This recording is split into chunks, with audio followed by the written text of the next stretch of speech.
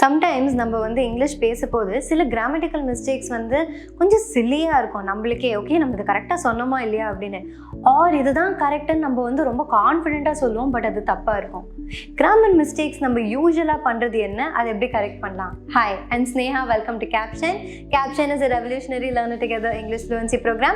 Capshineோட English கற்றுக்கிறது is easy, quick, fun, affordable and effective. We promise a brand new you in 6 months or less.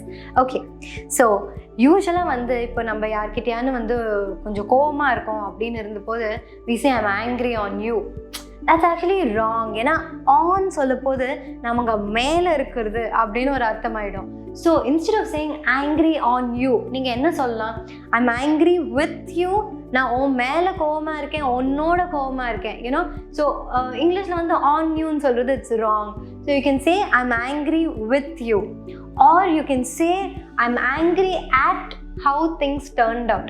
So இங்கே எப்படின்னா, இங்கே என்ன நம்ம மீன் பண்ணுறோன்னா, ஒன்று நான் ஓ மேலே கோவமாக இருக்கேன்றதை வந்து we say I'm angry with you, இல்லை ஒரு சிச்சுவேஷன் மேலே எனக்கு வந்து ரொம்ப கோவமாக இருக்குது, இந்த மாதிரி நடந்துருச்சுன்றது வந்து எனக்கு ரொம்ப கோவம் வருது அப்படின்னு சொல்ல போது we say angry at you.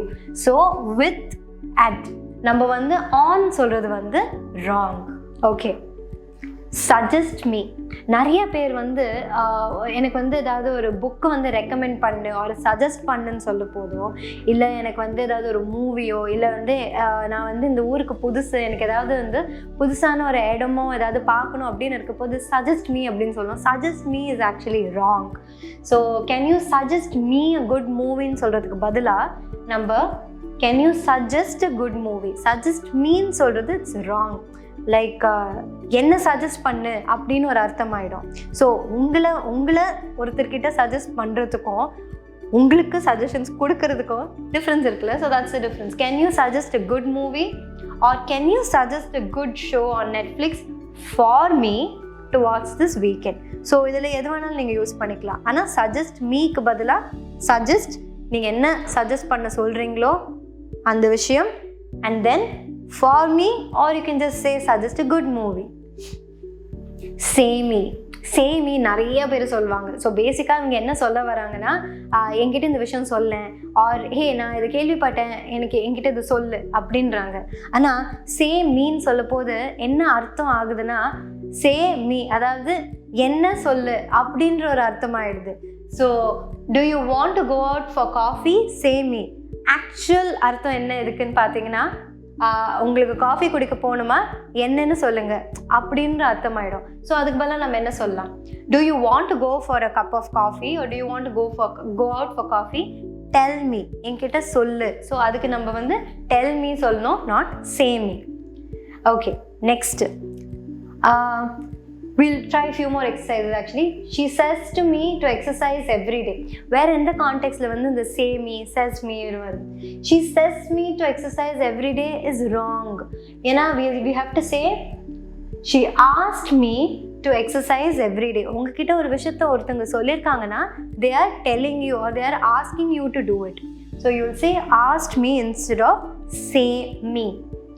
Or she told me. Maybe unga doctor kitta poringa, she won't ask you konjam okay, she can ask you, but more like not like a request, but more like idu they'll say pannunga, you have to exercise on at least or half an hour adha nee exercise pannonu avanga solla pode, not a request really. avanga vandu unga kitta vandu oru vishayatha pannunu solla pode, what we have to say is she told me or she asked me to do this. So appo vandu say me or says me is wrong. Okay, she suggested that I exercise every day. So instead of say me, you can even say suggest. So she suggested that I exercise every day. Next என்னன்னு பார்க்குறதுக்கு முன்னாடி நான் உங்களுக்கு Capshine 30 day free trial பற்றி சொல்லி ஆகணும். உங்களுக்கு English இன்னும் நல்லா இம்ப்ரூவ் பண்ணணும்னு நீங்கள் வந்து இன்ட்ரெஸ்டடாக இருக்கீங்கன்னா capshine.com இல்லை Capshine ஆப் டவுன்லோட் பண்ணி இந்த 30 day ஃப்ரீ ட்ரையலில் வந்து ரெஜிஸ்டர் பண்ணிக்கோங்க. உங்களுக்கு நிறைய ஃபீச்சர்ஸ் இருக்குது. ஸ்பீக்கிங் ஆப்பர்ச்சுனிட்டிஸ்லேருந்து daily micro lessons, live classes miss பண்ணவே பண்ணாதீங்க. உங்களுக்கு வந்து பர்சனல் கோச் இருக்காங்க, கஸ்டமைஸ் ஃபீட்பேக் தரும். ஸோ உடனே போயிட்டு 30 day ஃப்ரீ ட்ரையலை இப்போவே ரெஜிஸ்டர் பண்ணுங்கள். ஓகே, நெக்ஸ்ட் என்ன?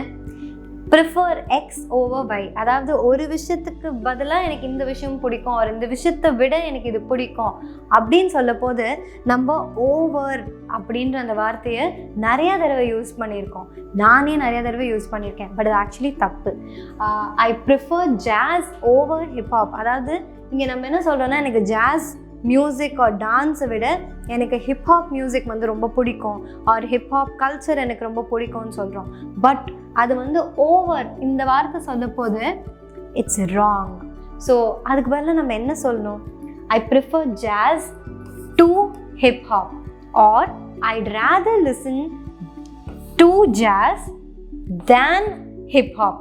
ஸோ இங்கே வந்து நம்ம ஓவருக்கு பதிலாக we can say to or than. So these are two correct words of saying instead of over. Okay, so next வந்து prohibit versus forbid. So இது ரெண்டுமே வந்து pretty much similar meaning தான். I was prohibited to attend the event. I forbid you from attending the event. So இது ரெண்டுமே தப்பு.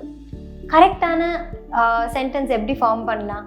I was prohibited from. I was prohibited from attending the event or I forbid you to attend. Prohibited use பண்ண போது நம்ம from use பண்ணணும். Forbid use பண்ண போது we should say to.